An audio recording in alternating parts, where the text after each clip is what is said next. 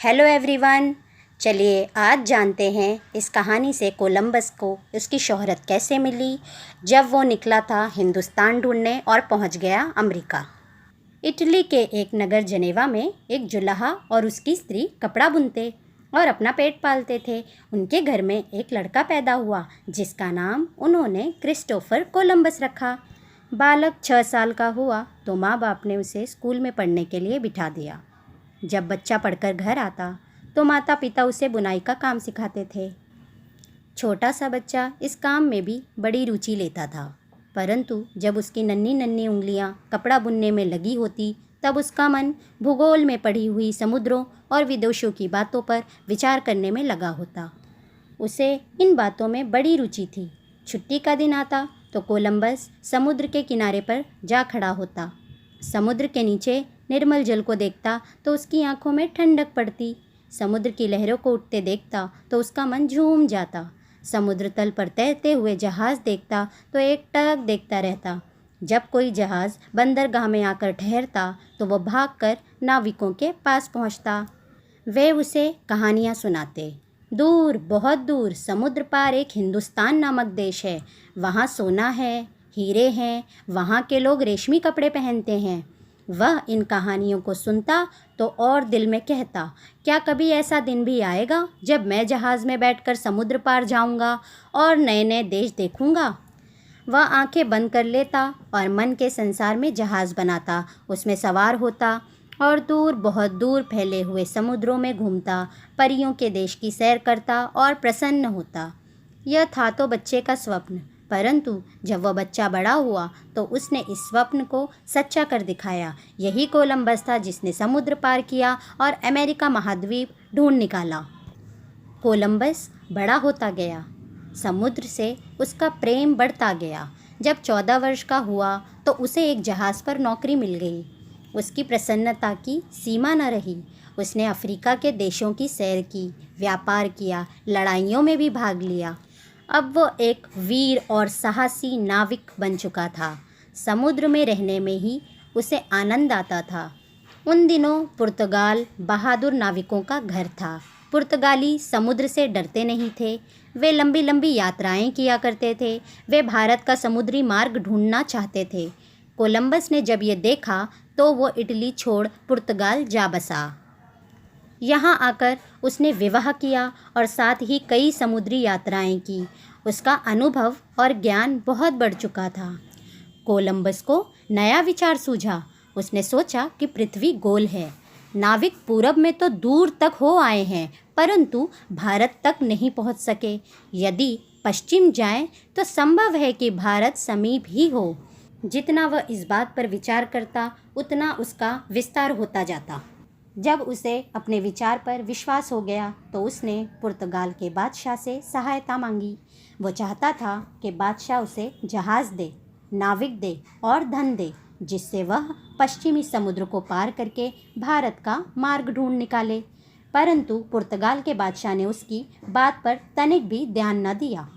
Columbus हार कर Spain के बादशाह के पास पहुंचा और बड़ी मिन्नतों के बाद उसे सहायता पाने में सफल हुआ। अब एक कठिनाई सामने आई।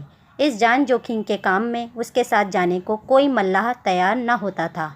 बादशाह ने लोभ दिए, दंड का भय दिया, परंतु फिर भी कोई नाविक पश्चिमी समुद्रों में जाने के लिए तैयार न हुआ। इन समुद्रों में जाने से लोग डरते थे क्योंकि इनमें बड़े भारी तूफान उठते थे। अंत में बादशाह की आज्ञा से जेल खाने से कुछ बंदियों को इस यात्रा के लिए तैयार किया गया। 3 अगस्त 1492 का दिन था। कोलंबस अपनी यात्रा पर चला।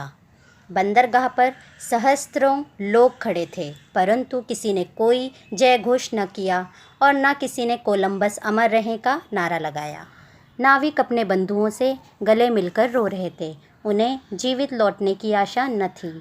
जहाज़ चले और जब तक तट दिखाई देता रहा, नाविक जहाज़ पर खड़े देखते रहे। ज्यों हुई तट नज़रों से ओझल हुआ, वे घबरा गए और कोलंबस से वापस होने को कहने लगे, परंतु कोलंबस उनकी बात कब सुनने वाला था। उसे वर्षों के यत्न और प्रार्थना के बाद यह अवसर प्राप्त हुआ था। दिन पर दिन गुजरने लगे, परंतु ज़मीन का कोई निशान न दिखाई देता था। जिधर आँख उठती थी मीलों तक पानी ही पानी फैला दिखाई देता था। छोटे छोटे जहाज़ और मार्ग का पता तक नहीं, और उस पर हिंद महासागर के तूफान। बड़े बड़े नाविकों के छक्के छूट जाते थे। वे बेचारे नाविक किस गिनती में थे। वे निराश हो गए। एक दिन वे जहाज़ पर इकट्ठा हो गए और अपनी अवस्था पर विचार करने लगे। उन्होंने निर्णय किया कि कोलंबस पागल हो चुका है और वह इन सब को मौत के मुंह में लिए जा रहा है। उन्होंने निश्चय किया कि वे आगे नहीं बढ़ेंगे। जब वे इकट्ठा होकर कोलंबस के पास गए तो कोलंबस ताड़ गया और बोला, क्या बात है? नाविक, सरकार अब जहाज़ों को रोकिए, हम आगे बढ़ना नहीं चाहते। कोलंबस, वाह वाह, घबरा गए, अब तो ज़मीन आने वाली है। नाविक, हम और धोखा नहीं खा सकते, ज़मीन तो क्या आएगी, हमारी मौत आएगी। कोलंबस, मूर्ख ना बनो, 1-2 दिन में हम नई दुनिया ढूंढ लेंगे, मुझे पूरा विश्वास है। नाविक, नई दुनिया या अगली दुनिया? नहीं नहीं, हमें नई दुनिया नहीं चाहिए, हमें उसी पुरानी दुनिया में वापस ले चलिए। कोलंबस, भीरू ना बनो, आगे बढ़ो। वापस जाते तुम्हें लाज नहीं आती? देशवासी तुम्हें वापस आते देखकर क्या कहेंगे? बहादुर बनो और आगे बढ़ो।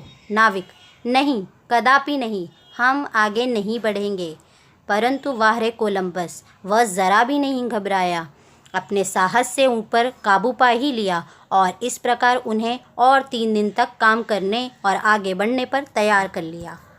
ये 3 दिन भी आए और निकल गए। नाविक आंख फोड़ फोड़ कर रह गए। स्थल के कोई चिन्ह न दिखाई देता था।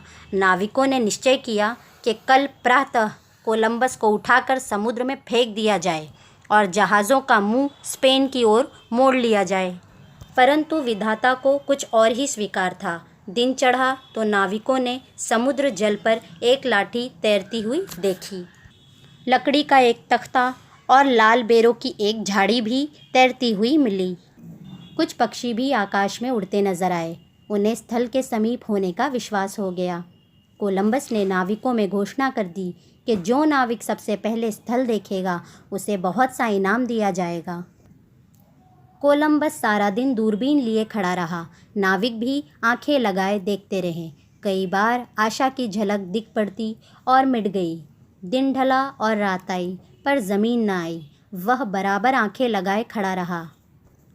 अचानक उसे दूर से एक दिया टिमटिमाता दिखाई दिया। जहाज़ से उठने बैठने के साथ वो रोशनी कभी दिखाई देती, कभी आंखों से ओझल हो जाती।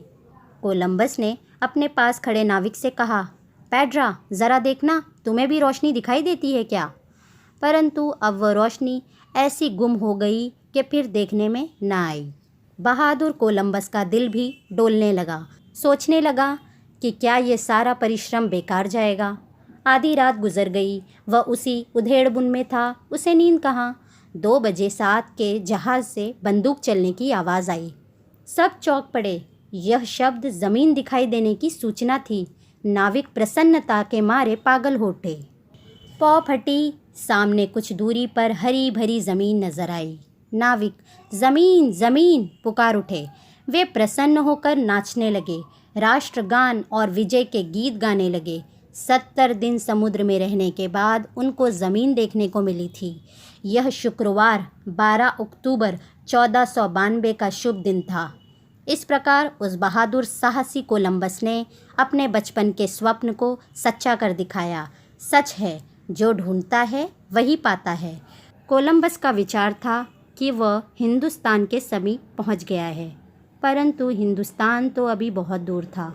उसने एक नई दुनिया खोज निकाली थी। अमेरिका महाद्वीप था वो, पर कोलंबस को इस बात का पता अपनी मौत आने तक भी न चला। हिंदुस्तान की खोज तो हुई, लेकिन वह वास्को द गामा के द्वारा हुई ठीक 10 साल बाद 1502 में। अगर आप यह भी कहानी सुनना चाहते हैं तो प्लीज़ कमेंट करके मुझे बताइए। Thank you.